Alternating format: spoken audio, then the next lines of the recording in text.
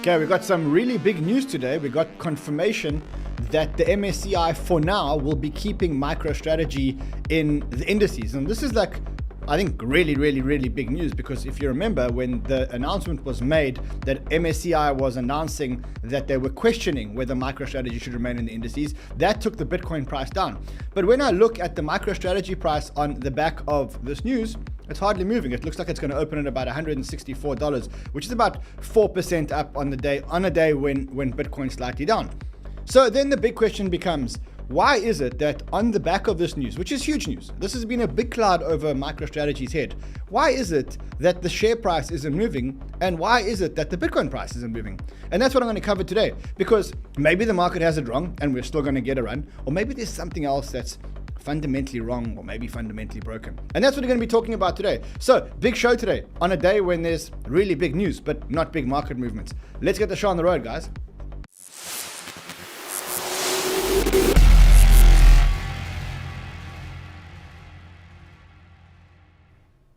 Wakey, rise and shine on a day when there's big news, but the market doesn't look like doesn't look like a day when there's big news in the markets. In fact, a little bit of red on the markets today. I guess no surprise. I mean, as I said to you before, when I looked at the Bitcoin chart, this $95,000 level was always going to be a big level for Bitcoin to cross, and I didn't think that it would happen first time, but I remain bullish. And at the end of the show, I'm going to break down the thesis as to why I remain so bullish around Bitcoin and around crypto in 2026. So much so that I'm almost saying in 2026 we're going to have the biggest catch-up trade of all time. And if we don't, we'll sit here at the end of 2026, and what we'll do is we'll actually reevaluate whether or not we should be in this asset class, because that's kind of like how I feel about it. We can talk about that at the end of the show. I think now in the beginning of the show I want to cover the MicroStrategy news, but before I do, I need your help, friends. As you know, I just came back from vacation. I don't normally take vacations. I hate taking vacations. But I took a vacation, and since the time I came back, the YouTube algorithm doesn't realize that I'm back. So I need you guys to help me. And the way that you help me is just by hitting the like button.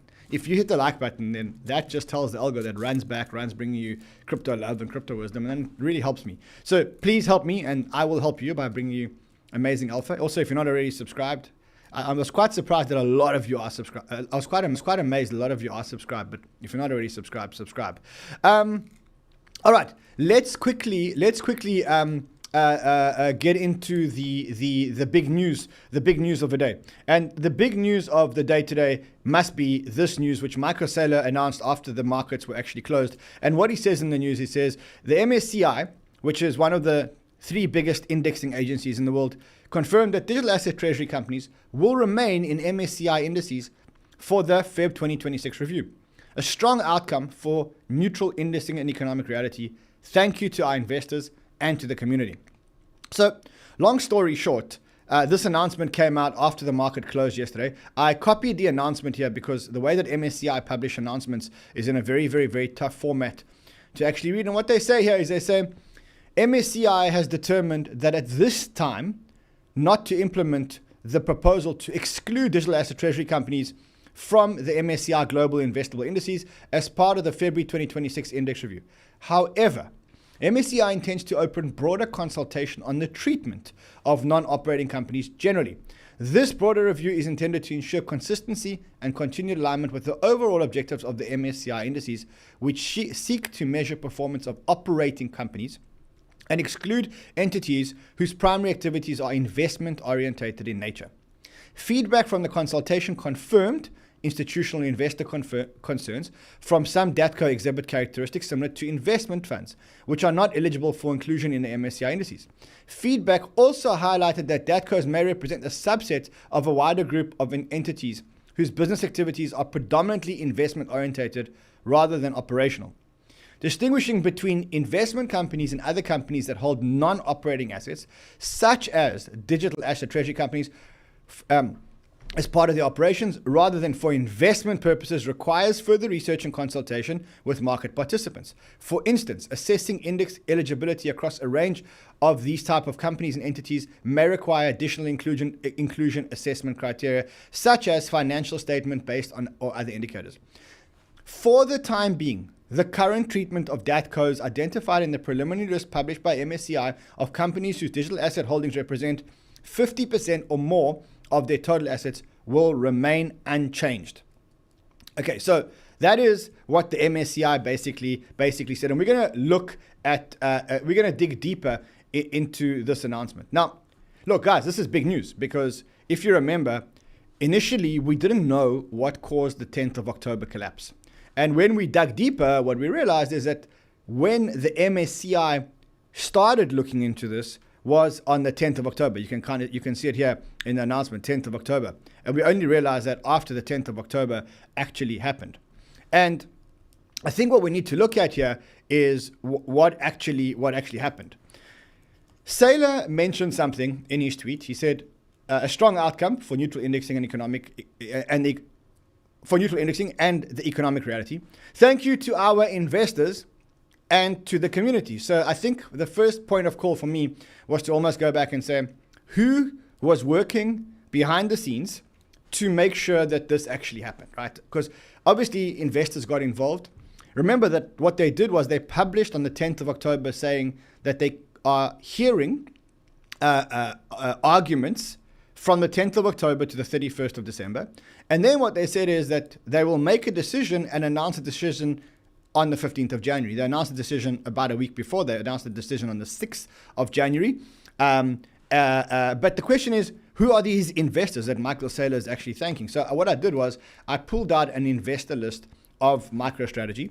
And what I realized was that the people or the companies that were holding the most were Vanguard Group, Capital International Investors, BlackRock, Morgan Stanley, State Street, Clear Street, etc. Now, I mean, here what the crypto bros will do is I'll say to you, BlackRock owns 14.6 million shares of MicroStrategy. They don't really own that because it's their investors that are investing in BlackRock products and ETFs or through BlackRock distribution or BlackRock indices that are holding that. So what probably happened here was some of the very, very, very affluent or influential investors probably went back and said, look, we've got to defend our shareholders and our institutional investors. And they wrote to the MSCI, the MSCI. At the same time, MicroStrategy also wrote to the MSCI. I don't believe that this was a very good response that MicroStrategy actually wrote. It said to the members of the MSCI index, Strategy's response, this letter actually was a very good letter. And they wrote a very, very, very big letter saying that's our operating companies, not investment funds. Because what the MSCI is trying to do, and correctly so, is to say, look, if you are a company and you're holding investments as a passive company, you're just like an investment holding company, and you're so big, you shouldn't be included in indices. And to that end, I agree, because that would become a bit of it would almost become a bit incestuous, because what you'd have companies that hold portfolios of the biggest companies, and then you'd have like this circular loop that they would have to land up buying those company shares, which would then make them buy more of the other company shares. So that would be a bit Ponzious, circular, incestuous, etc. And so what Saylor detailed in their review was he said, look, number one, DATs are operating companies. They're not investment funds, but it's a new kind of operating model. Specifically, I think proof of stake DATs, where they're staking, they're running validators, etc. I think that those are definitely operating companies. They're talking about this random number of 50% threshold, which he says is like arbitrary and discriminatory. And he says the proposal improperly injects policy into indexing. And basically in that point, he was saying, look, you're becoming the judge. You're passing judgment on something. And he also said the proposal conflicts with US policy and stifles innovation, obviously based on what Trump is saying. And they basically tabled this whole thing. And I guess that Saylor and the other investors managed to convince the MSCI to keep them in the indices for now. Now, let's just talk about why this is so important. Because passive investment is a massive, massive part, probably the biggest part of US investments. It's in the trillions and trillions and trillions of dollars. That is people that are buying indices, ETFs that track indices, index tracking funds, etc., etc. That's one of the biggest sectors in the US and one of the biggest sectors in the world. And in fact, maybe let's just ask ChatGPT. Let's just quickly go to ChatGPT and just quickly, what percentage of US investor funds are in index tracking products? I wonder if it actually has something like that. Let's see what it actually comes up with. Let's see what it comes up with. It's quite a big question because, so 2025, indexed passive mutual investment with $19 trillion and active mutual funds 17.5. So these are like, you're talking about indexed passive mutual funds and ETFs, $19 trillion and active mutual funds. So index passive funds are 52% of US long-term fund assets. Okay, that's a massive, massive, massive number. And by kicking off, and MSCI saying if you're a digital asset treasury company, you won't be included in 52% of the investable funds in the United States, that was massive. And at the time, people spoke about big numbers potentially moving out of MicroStrategy. They're talking about 2.8 billion, 9 billion, blah, blah, blah, blah, blah, of MicroStrategy actually being sold. So it feels like, thanks to these investors and thanks to rationality and thanks to the MSCI for actually being considerate about this, we finally have an answer here. And the answer comes after 9 days early, but after 3 months of deliberation from around October 10th and up until the 31st of December. Now the question is, all right, the announcement came out, and logically, Fred Krueger says on October 10th, there was a rumor that MSCI would not incorporate MicroStrategy in its index, and the market dropped by 36%. MSCI just went the other way. Are you still bearish? So at face value, what you want to say is well, hold on a second. If the market went down so much, and let's quickly just give you guys perspective here. This was MicroStrategy on the 10th of October when the announcement actually came out. That's it over there. And it's down about 50% from there. Literally down about 50% from there, 53% from there. This is big. This is, you're talking, 53% on a coin, on a company with a market cap of, at the time, probably $60 billion, probably $90 billion, now down to $45 billion, is a big number. So question is, why is it that people are still bearish? So Irishman, actually, the Irishman is one of our main contributors in Frontrunners. And what he came up with, which I think was very, very good, he actually analyzed and he posted as soon as the announcement came up in Frontrunners. Either the market's missing something, right? Or there's something hidden in the announcement. So there's two things hidden in the announcement. The first thing that's hidden in the announcement, and it's not really hidden, is they basically said it's a stay of execution. In other words, look, you're safe for now, but we will have further consultation, and we will implement a whole set of new rules around these digital asset treasury companies. Which is, I agree. You need to have a set of rules. So that's not the thing. The second thing is something that actually happened before it happened in November. But what they said is they added a new rule. And the new rule says the following: when treasury companies issue new shares, MSCI will not add those extra shares to its indices. I think that is also in the announcement. Here we go. So if you look at the announcement, it says here, for the time being, DATCO is currently included in the MSCI, will continue to be included, MSCI will not implement increases to the number of shares, foreign inclusion factor or domestic inclusion factor for those securities. So this is where the thorns are. What they mean is that if the company is listed and has 1 million shares outstanding, then they will deem that the market cap of the company is 1 million shares times the value of the share. However, if the company issues more shares, then they won't count the new shares that are issued. So what's the big problem with that? Well, you've got to ask yourself, how do these digital asset treasury companies actually raise more money? They used to raise money using debt. Problem with debt is that debt becomes recallable. And if you don't repay your debt, when it becomes recallable, then that is a default event. And if you have a default event, then you can be declared insolvent. And that's what Michael Saylor realized. And that's why from February 2025, basically, Saylor stopped issuing convertible debt. It was too risky. It had a liquidation price. It meant that if the price of Bitcoin went down a lot, they could be liquidated. So what did they start doing? They started issuing,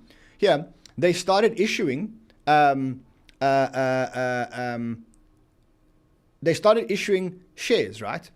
And what you can see is that as the number of shares increased a lot. So if you look at just between 2025 and 2024, they issued 66 million new shares. Okay, that's 21% of the share capital issued in 1 year. So these companies have a business model of selling shares at market, ATM, which means that they increase the number of shares in circulation. Now, what the MSCI is saying is, hey, we're taking your number of shares at a certain point in time, and if you keep increasing your amount of shares, we're not increasing the market cap here. And that's probably why the market is not reacting as much, because now these guys are pretty stifled in terms of how much capital they can actually raise. So, I've done a lot more research. It says, here's the number of shares. I don't know if that spreadsheet actually showed, but that's the number of shares. You can see that they keep issuing more shares here.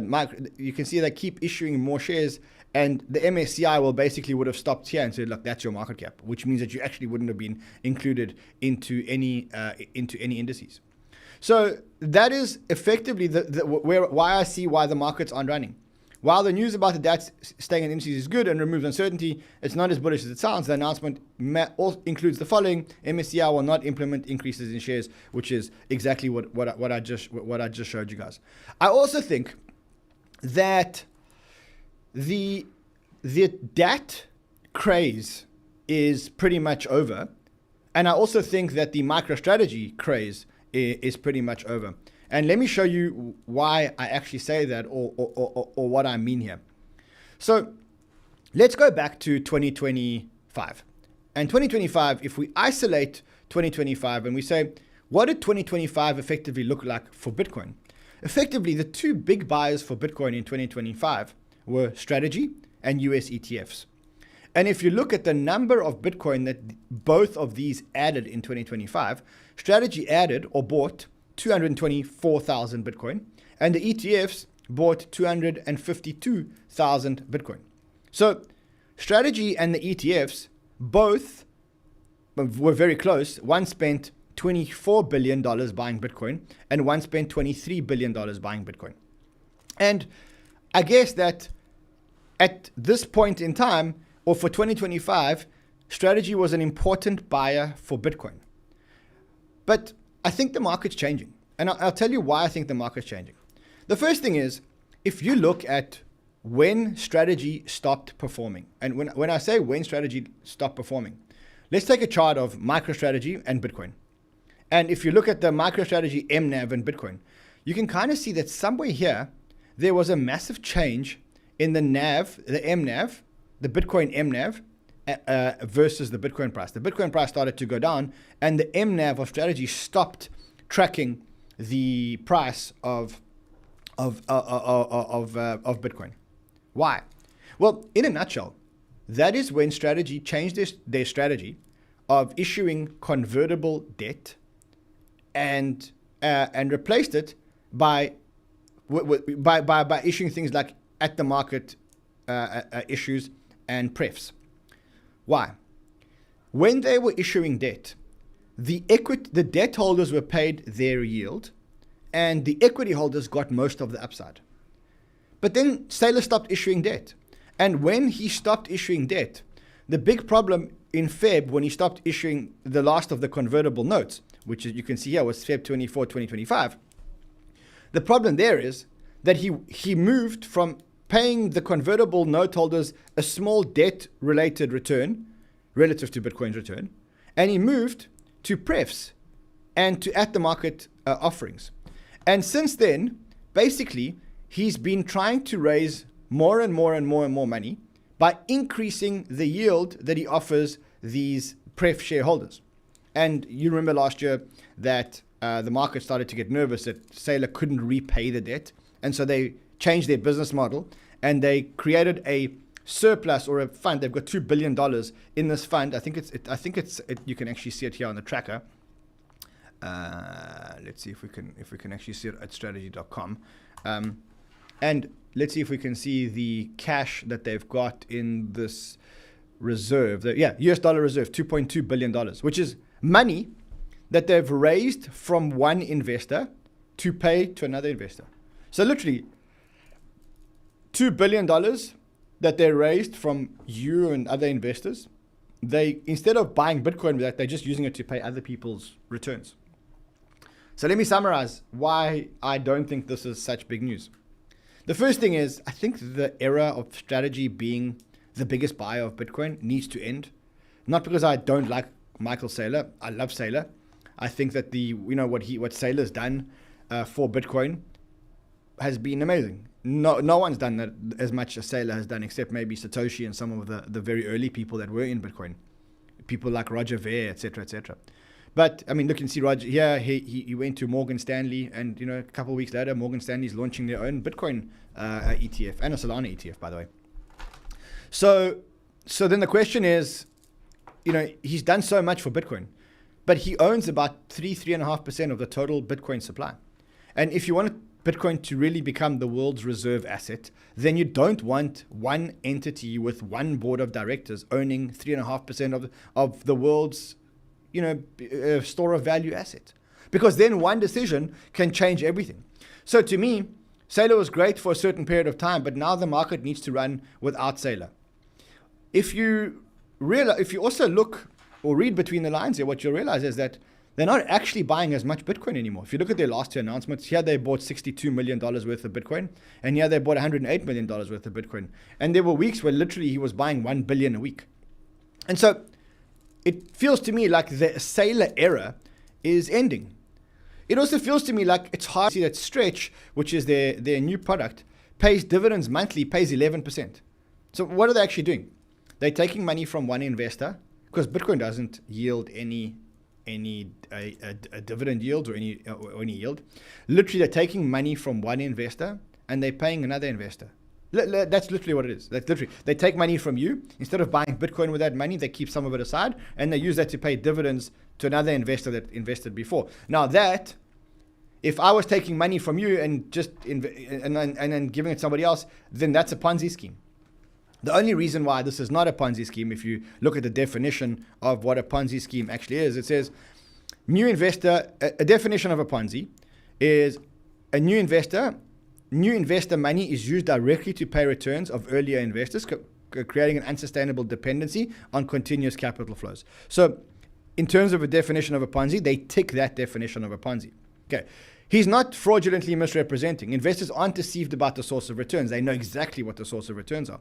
And the absence of real assets, no legitimate investment activities exist. Here there is a legitimate investment activity. So it's not a Ponzi, but it works like a Ponzi. It works like a Ponzi in inverted commas that is backed by an asset, which is Bitcoin. And what investors are betting on is that the price of Bitcoin will go up perpetually more than the dividend yield. And therefore, they will always be able to pay the dividend yield. And for that, they'll keep investing. Now, look, that's a cool business model. But if this is going to be the world's reserve asset, if Bitcoin is going to be the world's reserve asset, I don't think you want 5% shareholder that's running a legal, and you can't call it a Ponzi because it's not a Ponzi, but a scheme where one investor's funds are used to pay another investor's funds and buy Bitcoin. And up until now, they haven't liquidated any Bitcoin, even though they did say at one point that if they needed to, they would liquidate some Bitcoin. So that's the summary of the Michael Saylor news. Big news. Glad that's out the way. It does feel like a lot of the news is out the way. And as I said to you before, it feels like we had this breakout on New Year's where the sellers are gone. And now this is just another one of these things that is completely out of the way, right? And now we can carry on moving up. Now, I mean, everyone's like, oh man, we're rejecting. And I see people in the chat that are going crazy and almost like the market's coming down again. Guys, we were never going to break through this key level, which has been a key level for a whole year. We were never going to break through this key level in one shot. I think for me, the trend is up. We made a higher high here, confirmed, and we carry on with good news into the thing. Remember also that you know, when a market collapses and the damage is done, it takes like 8 to 12 weeks to clean up the damage. And I mean, we're only 12 weeks after the big October the 10th collapse. FTX took about 8 weeks. So maybe this can take 8 to 12 weeks. Meantime, I don't know if you saw this, but Bitcoin is the 22nd biggest asset in the world, $1.87 trillion. This is a nice chart to actually follow.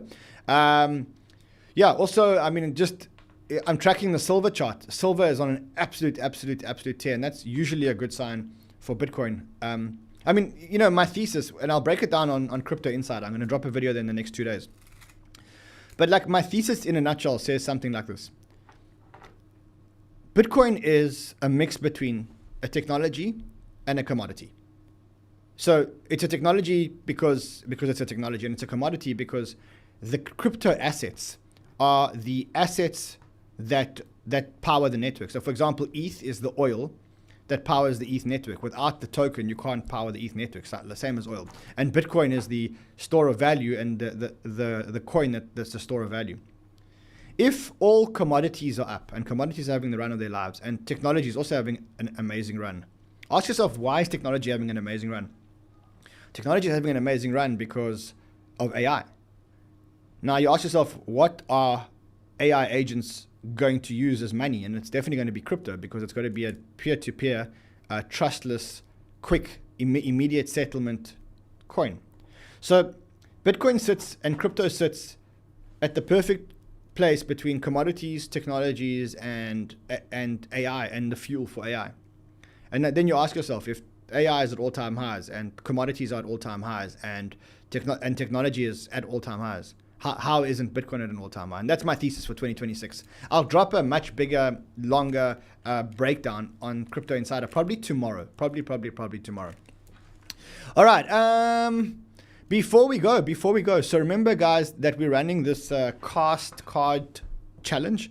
Effectively, if you want a Kast card, now for those of you who don't know what a Kast card is, a Kast card is it's a crypto card. You basically link your crypto wallet to a crypto card, and then you can spend your crypto anywhere in the world, and when you do, you get cashback, like up to 7% cashback. So this is my gold card. It's a solid gold card. I love it. I swear, I spend on it. Sometimes I just spend on it because it's solid gold, and it's just cool to spend on a solid gold card. Like it really is. Yeah, you can kind of see, you download the Kast app, so you can manage all your spending on the app, and then you earn up. It says up to 5%, but you actually earn up to 7%. And you get it as soon as you spend. The minute you spend, you actually get it. So I said that for the next couple of days, if you sign up using this link, I will drop $1,000 into your account. And on Fridays, whoever wins will get a gold card. And the gold cards are, I think that this card must be worth $5,000 or $6,000. So you will get a gold card. You will get a gold card every Friday if you win. So basically, you sign up, you use this link over here. You sign up, you get the card within a matter of minutes. So I have a name here of a customer whose name is Michael Steinberg. If you are Michael Steinberg, I'm not going to give away your email, but it's okay. You know what your email is. Then what I need you to do is email giveaways@cryptobanter.com so that we know who you are and we know that you're a real person. And then what we'll do is we will drop $1,000 into your account, and we're going to do this every single day for the next month. So if you want to stand a chance of winning your share of $1,000 and getting, I think, one of the most incredible crypto use cases and one of the most incredible crypto cards out there, sign up. There's a link below. It doesn't cost you. I mean, it costs you obviously when you use the card, etc. But it doesn't cost you anything else. All right, my friends. I will see you guys again tomorrow. Until then, trade well, my friends.